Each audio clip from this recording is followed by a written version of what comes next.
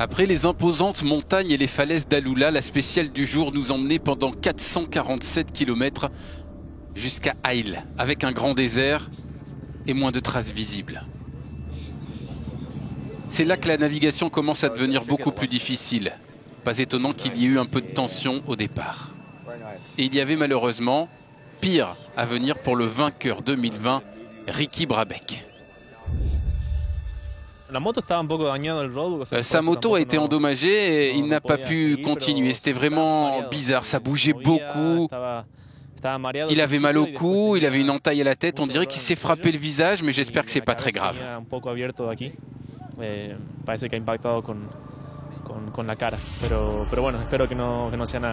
Ricky Brabec quitte donc le rallye kilomètre 274. Le vainqueur de la veille, lui, Mason Klein, s'est lancé en tête ce matin.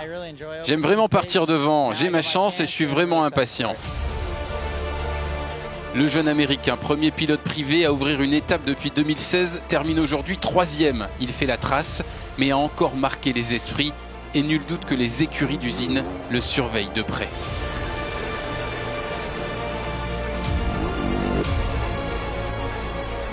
Sébastien Boulher, si impressionnant hier, a vécu une journée plus délicate. Aujourd'hui, une chute, mais sans grosses conséquences. L'Allemand va terminer 23e de l'étape à 28 minutes du plus rapide du jour.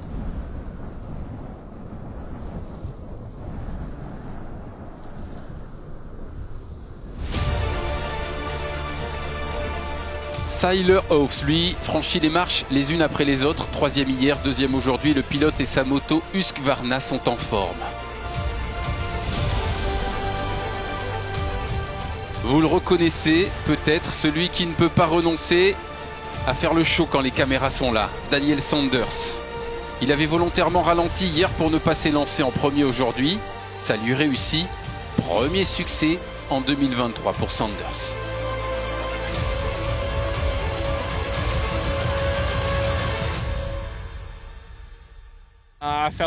Je me sentais assez mal au début, puis j'ai commencé à rattraper quelques coureurs et j'ai pris un bon rythme.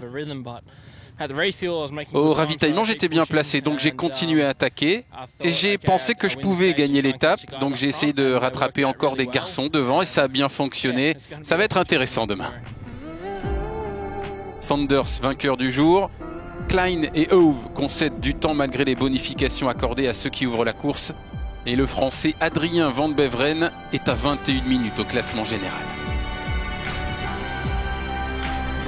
La catégorie Original by Motul, destinée aux motos et aux quads en compétition sans aucune assistance. Ils sont 24. Le gagnant aujourd'hui, Mike Widerman.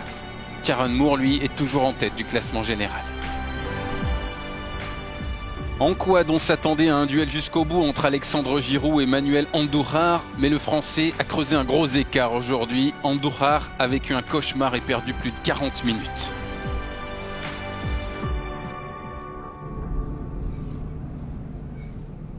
Hier, c'était une très longue journée sur le Dakar.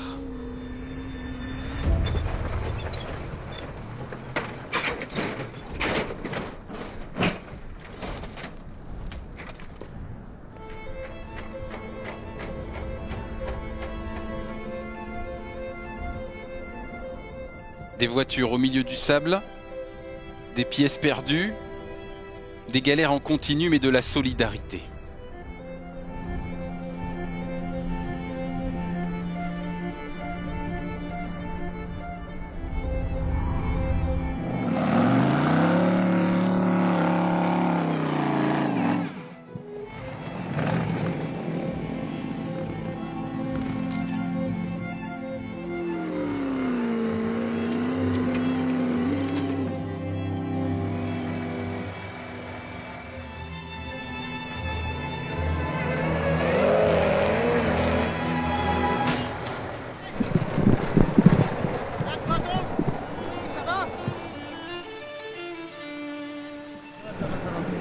Ça va.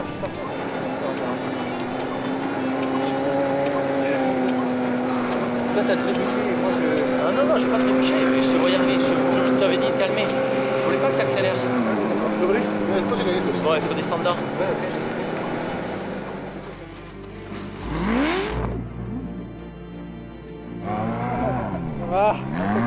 de peur que de frayeur.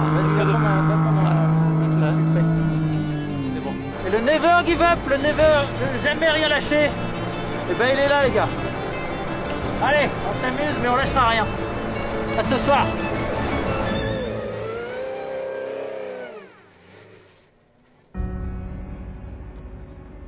Hier, la deuxième étape a été un désastre absolu pour les 4 ProDrive Hunters de la course. 15 crevaisons au total. Zala qui s'est arrêté pour aider les autres, qui n'a pas pu terminer et finalement reçu une pénalité de 37 heures. Terranova qui perd 1 h et 8 minutes et Sébastien Loeb 1 h et demie. Guerlain Chichery va finalement lui franchir la ligne, mais dans le noir, 3 h 40 plus tard. Ah, ça sera rien faire. Dans le sable, hop là.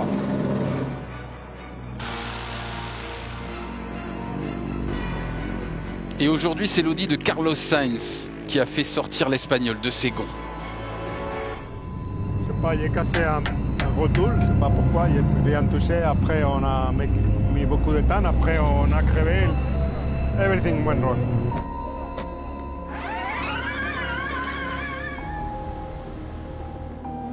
Aujourd'hui, les rochers étaient plus gros, pas de souci de crevaison, mais Nasser El Attiyah laisse quand même filer 21 minutes.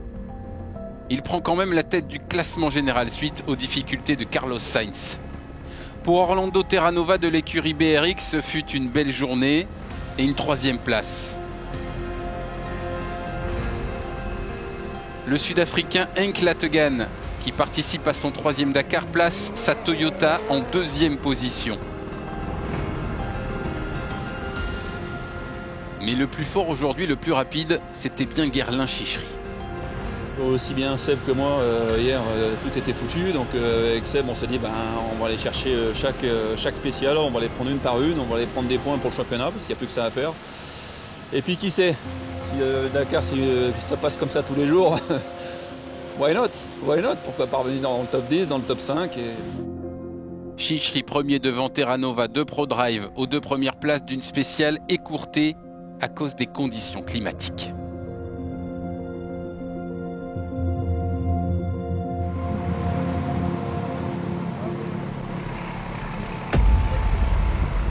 Une pluie torrentielle. Les organisateurs décident d'arrêter la course à un point de ravitaillement pour les véhicules encore sur le parcours.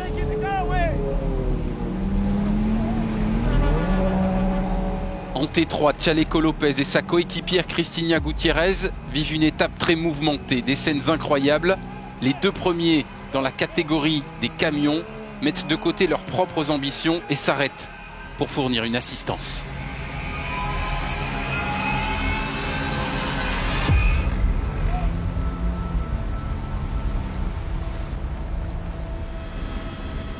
Un pilote a su dompter ses éléments. Vainqueur en T4 l'an dernier, Austin Jones remporte sa première victoire en T3. La bataille Jones, Guthrie, Demévius, Quintero est lancée. Quintero, toujours dans le top 3 depuis le départ, et maintenant en tête du classement. En T4, Marek Godzal, sur une étape là aussi raccourcie, réalise un doublé. Il gagne de 20 secondes devant Cristiano Batista et conforte sa première place au classement général. En camion, après un bon départ sur le Dakar cette année, Martin Macic avait endommagé un essieu arrière, entraînant une surchauffe de ses freins et des pneus qui explosent. Mais le camion repartit dans la nuit. Le Dakar est long, c'est le début. On a gagné la première étape. Maintenant, on est 8e ou quelque chose comme ça. On a perdu plus d'1 heure. Alors, on va essayer d'attaquer et récupérer cette heure.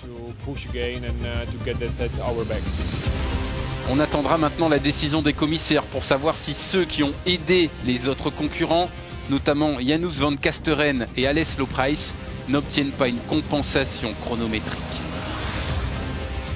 Demain, si le temps le permet, les concurrents repartiront pour une boucle autour de Haïl, au programme 425 km de spécial.